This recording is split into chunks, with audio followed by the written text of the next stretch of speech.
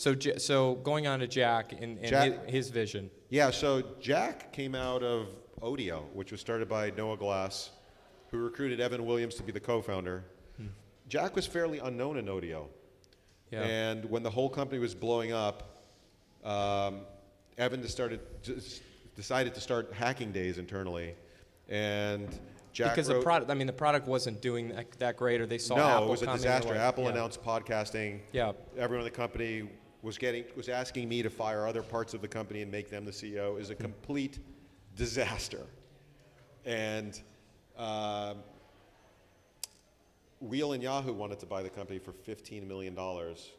And Yahoo actually decided no. And then Evan said, I really don't want to go work for Reel. So can you not push me to take this offer? And I told him, that's cool. Don't take the offer. Wow. I don't want to send you to jail. So Evan felt guilty and bought back everyone's stock. He did not know that Twitter was going to be successful. There was no conspiracy theory there. Yeah. We had like 6,000 users at the time. He bought everyone back, and he paid everyone out of his own pocket, including the comment. That was easier for him than firing other people, and he just thought it was the right thing to do. And Jack, I was in the room when Jack was convincing Evan that it was a good idea, that TWTTR, there was something to it. And half of me said it was a great idea, and the other half of me was scared from the situation at Audio, where basically people didn't show up for work. I could walk into the office at 2 o'clock in the afternoon in South Park, and no one would be there. Yeah. And I was thinking, but were they do I do? working? I mean, were they at home working, or were they? I don't know if anyone was working. Yeah. And Noah was fanatical about Twitter and thought it was going to be the biggest thing ever. And Evan was a convert to it. It wasn't his original idea. It was Jack's idea and Noah. Noah ended up not being part of Twitter when Evan ended up making it into a company. Right. And he's kind of an unsung hero, as was another guy named Fabian in Germany who was an engineer. So that was kind of the beginning of it. And Jack was a fairly mild-mannered guy. I mean, what you see now is like a 1,000x pumped-up version of Jack. He was not. He's like a senior engineer, wasn't he? I mean, he didn't have a management. He wasn't a senior. No. He wasn't the CTO. He wasn't the chief product guy or anything. Yeah, he was not any of those things. Yeah.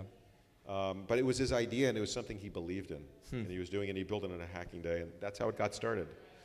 And you're one of the few investors that actually was then from Audio into the new round of Twitter. Yeah. Why? How were you able to do that? What? Well, why did that happen? Evan invited me to. I mean, I owned at one point 28% of Audio, and then Evan bought all of us back, and he invited me to invest about $1 million in Twitter when it was a $25 million valuation. We didn't invest the full amount, but we invested a good amount of it. Yeah. A small amount, actually. And actually, I had Evan come and present to my partners, and it was not like a robust presentation, I'll put it that way. The slides were, well, this is Twitter. People tweet. People all around the world are tweeting. People tweet about all different things. In the future, we will do groups. And which still hasn't happened. Was this happening? Which still has not happened. Were people actually tweeting around the world, or this was? Yeah, they were. They were. It had gotten some traction. This wasn't at the time of the spin-out. This is the time when Evan Series was raising A or money. Something. Yeah. This was about South by Southwest time. Okay. And the person who caught hold of it, and I give him a ton of credit, the only venture person that got it was Fred Wilson from Union Square. The only person, and he was fanatical about it. I offered Evan a $12.5 million post-money valuation. Evan basically got double that from Fred. So hats off to Fred. He really understood it and was comfortable paying a higher price, which I give him credit for. And that's the kind of investor you want. You want people who believe in the product and don't question you as founders or anything. So I believe Evan made the right choice. It cost me about $1 billion for being second choice, but it's the right thing to do for the company. And that's the most important thing in the long run. Yeah. It still hurts not having. I mean, it's just $1 billion. What does it matter? Yeah, it's just money. That's right. That is. There's a lot of things you could get with it, but there's a lot of things I could get with it, but I have almost everything I need, so I'm good. There you go. How did you originally meet those guys, even to invest in Audio? I met them through James Hong. So this is a really good question. James was the founder of Hot or Not. Yep. The original dating site. Sure. And James is a phenomenal guy. I met James through Philip Kaplan. Did you invest? You didn't invest in I Hot or invested. No, they weren't looking to raise money. Yeah, I okay. met James through Philip Kaplan. I met Philip Kaplan through Jonathan Abrams.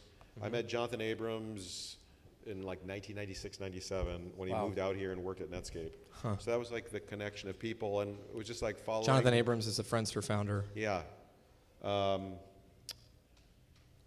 Yeah, it's weird that I have to now say these things because it doesn't feel like that much time has passed. So that's how I got to Evan. It wasn't a deterministic thing. It was just meeting people and All following. relationship based, it sounds like. Relationship based, but not the relationship based of like salesman relationship based, like, hey, I want to be your friend, let's have lunch. I want to be your friend. It was just like, they're cool, they're fun, so let's go party and have fun. And so it was an organic process. It wasn't a mechanical money seeking process, I'll put it that way.